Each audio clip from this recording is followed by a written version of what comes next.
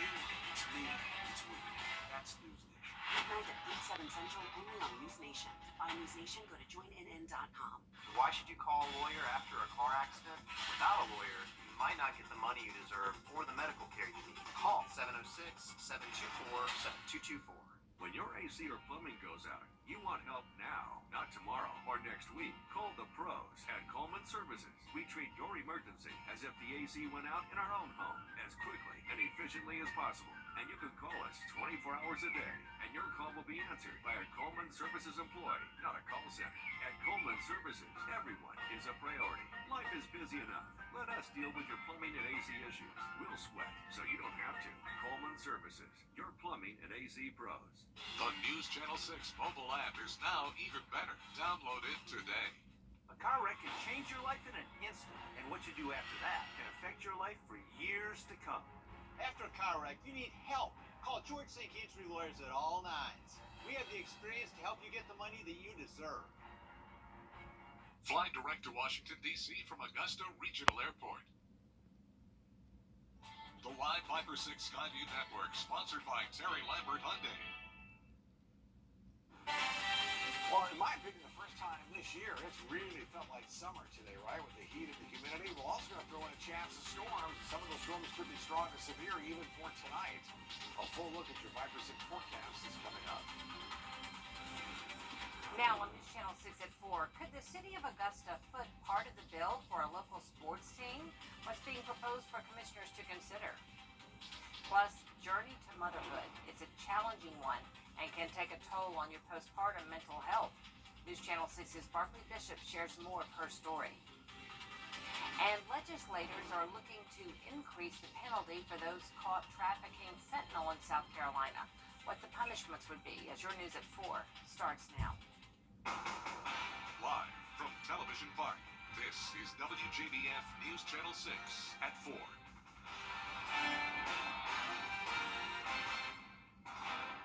Good afternoon, everyone. I'm Jenny Montgomery. Thank you so much for joining us.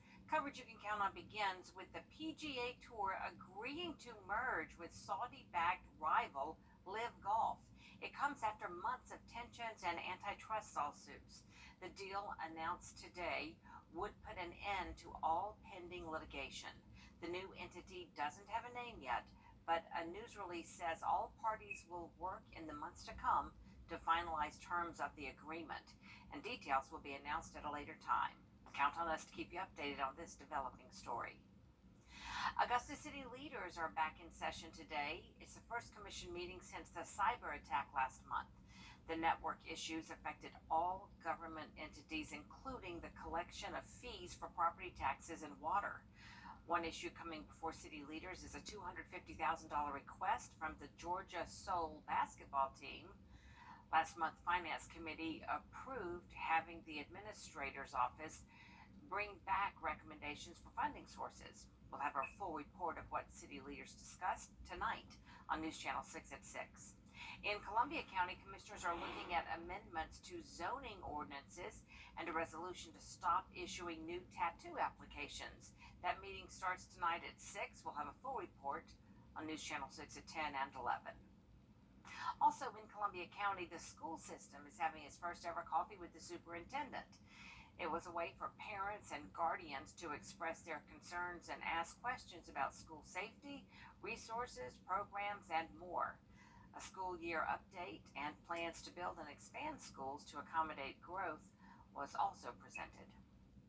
With a 5-year strategic plan, we're looking at how can we maximize student achievement by benchmarking against some of the other great districts across the nation, not just in the state. Looking to some of the best practices that we can implement in the years to come and the way to do that so it benefits our students. This event is something the district wants to continue to do in the future, so be sure to tune in to News Channel 6 tonight at 5 for the full story. It is time now for a first check of our forecast. Chief Meteorologist Tim Miller joins us now. Tim, feels like summer. Yeah, it sure does. We read it along. Coming up, we'll also talk about our chance of severe weather for tomorrow, all in just a few minutes. Jenny. All right, Tim, thank you so much. Charges have been dropped against a local attorney who was accused of introducing prohibited items to an inmate.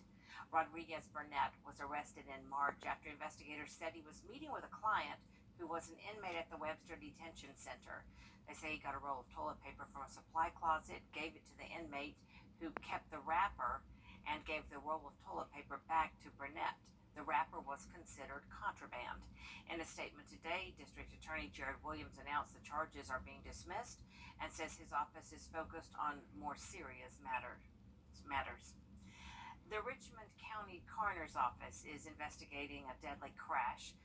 The victim, identified as 63-year-old John Cummings. He died Saturday after being hit by a vehicle. Cummings was riding in his wheelchair in the northbound lanes of Deansbridge Road near Ridge Road when he was hit, according to Coroner Mark Bowen. No word yet if charges will be filed. A suspect in the death of a 13-year-old is now in custody. Gregory Thornton was extradited from Pennsylvania to the Webster Detention Center. He's accused of killing 13-year-old Buddy Brown outside Richmond Summit Apartments on Broad Street back in March. The other suspect in this case is believed to be Thornton's girlfriend. She was arrested in West Virginia on April 5th. South Carolina state senators are now pushing a bill forward that would criminalize fentanyl trafficking. So far, no legislation specifically targeting trafficking has been on the books. Maya Lockett explains the impact the bill could have if it becomes law. We've seen an increase in accidental overdoses in Horry County, which has caused a concern. Horry County Sheriff's Office Chief Deputy Tom Fox says the number of accidental overdoses involving fentanyl rose 35% from 2020 to 2021. Horry County leads South Carolina in overdose deaths, topping the list with 272 out of 2,168 deaths. Greenville and Charleston have the second and third highest. It's a highly addictive drug, and anybody that's addicted to a substance has to have a financial source to provide income of some way to pay for it. When you run out of cash, you go to steal it, and then you start breaking into houses, breaking into cars, so it increases property crimes significantly.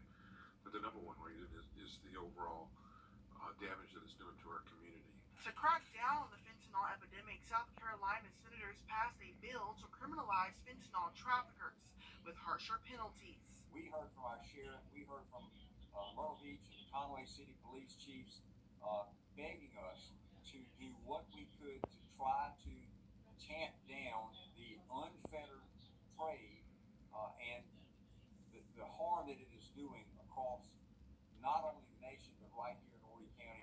People convicted of trafficking the drug could face at least 7 years in prison and up to 40 years behind bars, depending on the amount of fentanyl they had. The senators also added an amendment that traffickers who are caught with a gun would no longer be able to own a firearm. We want these drug dealers to know that they are going to serve major time if they decide to participate in yet another illegal drug trade. This new version of the bill will need to get another approval in the State House before heading to the governor's desk to be signed into law. Harsher penalties for gun possession could be coming to South Carolina. In April, the Senate unanimously passed an amended version of the bond reform bill before it went back to the House. Senators changed the bill and removed the mandatory 5-year sentence for offenders convicted of a second violent offense while out on bond. Governor Henry McMaster addressing lawmakers this morning, pushing for tougher penalties. So I'm asking again and again that the General Assembly pass bond reform and they also increase the criminal penalties for illegal gun possession. The South Carolina Attorney General and the Chief of SLED are also asking lawmakers to pass bond reform. They sent a letter to the State House yesterday. Still to come, our Hurricane Preparedness Week coverage continues, and News Channel 6's Barkley Bishop raising awareness about postpartum mental health. She's sharing some of her journey with us next. $2.99 strawberry shortcake snowball slush float. Sonic. Welcome back, everyone. Mental health is a big topic across the country, and it's one that postpartum mothers often deal with, including News Channel 6's Barkley Bishop. It's just one of the stories she'll be sharing about her personal journey to motherhood over the next few weeks. Take a look. Oh, the sweet sound of the morning alarm. I want to hit snooze, but I can't. Good morning, Augusta awaits me in the morning. Good Monday morning to you. I'm Barclay Bishop. My family awaits me in the afternoon. If you're a parent, you know the drill. We don't do enough of asking, but how are you feeling emotionally? And giving our loved ones space to say, I don't feel great. It was at my 6-week postpartum checkup with my OB, Dr. Donna Adams Pickett, when she identified something maybe a little off. If they really can't even articulate how their days have been, that's telling me that they're not plugged into their emotional well-being. And I wasn't. I'd already dealt with miscarriages, high-risk pregnancies, months of bed rest, and now I'm nursing and have 2 under 2, while trying to win at being the best employee, best wife to George and mom to Grace and Cole. I really felt like I was just losing at it all. If you ask anyone how they feel about starting a new job, a new school, moving into a new neighborhood, they are overwhelmed by the newness and trying to figure out how to handle this unique new situation. There are mental and emotional changes, but then you throw in those physical changes. You're not going to be who you were at 14, 15, or even 20. Embrace the battle scars of having brought a life into this world and what that has done for you, not to you. I very slowly started to help myself. I accepted more help from family and friends. I got into the Word more to strengthen my spiritual life. I packed clothes to walk after work and even cleaned up my diet. But sometimes we just need more, like counseling and medicine. The idea that we can do it all alone, that we can will our bodies to do better, we need to abandon that notion. We can't will away high blood pressure. Never be ashamed to ask for help. Parenting is tough. Finding a balance is tough. So here's permission to make yourself a priority, not only for you, but for those who need you most. In Augusta, Barclay Bishop, WJBF News Channel 6. A lot of good advice there. For more information on postpartum challenges, find this story on WJBF.com. Dr. Adams Pickett will be joining Barclay and Renetta Dubose for Finding Hope, Fertility Freedom. The special features several of the doctors who helped them both on their journey, and they hope to help you on yours. That's Thursday, June 22nd at 7:30, right here on News Channel 6. We'll be right back. I'm attorney G. And we'll keep that shower chance in the mix for Sunday into Monday. It is hurricane season, full throttle, and we continue to prepare for it. And right now, meteorologist John Lynn has more on how to prepare for these storms and how tropical formations actually take place. Tropical depressions, storms, and hurricanes need very warm water to form and intensify, and they have a great place to do that. It all takes place in the Atlantic Basin. This basin covers over 21 million square miles and a volume of water more than 36 million cubic miles. These storms form over the warm waters north of the equator, usually starting off as tropical waves way off the coast of Africa. The Gulf of Mexico, the Caribbean, and tropical Atlantic are hosts to these storms. And now that we've shown you where these storms develop, let's talk about when to watch for tropical systems. The very first tropical storm typically forms in mid to late June. The first hurricane tends to form in early to mid-August. The earliest storm on record to form was on January 3rd, 1938. An average season consists of 14 named storms, 7 hurricanes, and out of that, 3 major. Peak season for hurricanes and tropical storms is in late August through the 1st of October. To happen as sea surface temperatures are in the mid to upper 80s, very warm. It's also likely that 4 or more storms could happen at one time in the Atlantic Basin. The most active season on record was 2020, which 30 named tropical storms formed. Now, as things start to cool down in November, activity slows down too. However, storms have been known to form in December, as well as the following months of January and February. Are you currently on medication? What? Seems like I'll with my head.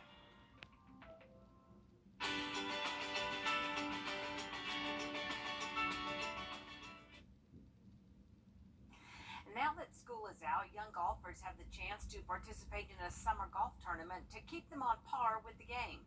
Tiffany Hobbs spoke to participants about the exciting program. The Hootie and the Blowfish Summer Chapter Series is a tournament experience for junior golfers happening across 14 different areas across South Carolina. The program has been a huge success since it began more than 20 years ago. The junior golf tournament kicked off early Tuesday morning. From now until early August, junior golfers from ages 7 to 18 will get a chance to play with their fellow golfers and compete for a chance to be named an All-Star. Aiken Chapter Director Michael Carlisle tells us he's watched the tournament turn out a lot of great players throughout the years. A lot of tour players got their start here. Charles Howell, Kevin Kisner, Scott Brown, Vaughn Taylor. All those guys started out just like these other little fellas out here playing and made it all the way to the PGA Tour. So we've got a good track record of turning out good players and giving them a good venue to have fun also. For more information about the Hootie and the Blowfish Summer Chapter Series and how you can get involved, visit us at WJBF.com. In Augusta, I'm Tiffany Hobbs, WJBF News Channel 6. There is more coverage you can count on coming up next on News Channel 6 at 4:30, including District wants to have more of these events in the future. When your News at 6 returns, one group is being recognized for its efforts in the community, how they play an active role in fighting food insecurity and providing for the community where your news continues.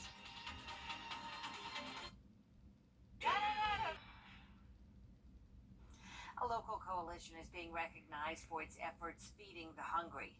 The Downtown Cooperative Church Ministries received the Food Lion Feeds Award from Golden Harvest Food Bank today for its dedication to fighting food insecurity.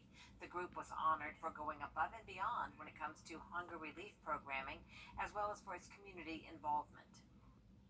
They're impressed with our volunteers. We have so many great volunteers, and they love that. They love seeing that spirit because it's the whole community coming together. We don't need the government to fix it. We don't need any private individual. It's all of us working together to help those who need the help the most. And it's nice to get that recognition. The coalition is on track to give away about 250,000 pounds of food this year. You can donate by taking any non-perishable food item to Golden Harvest Food Bank or any local Food Lion.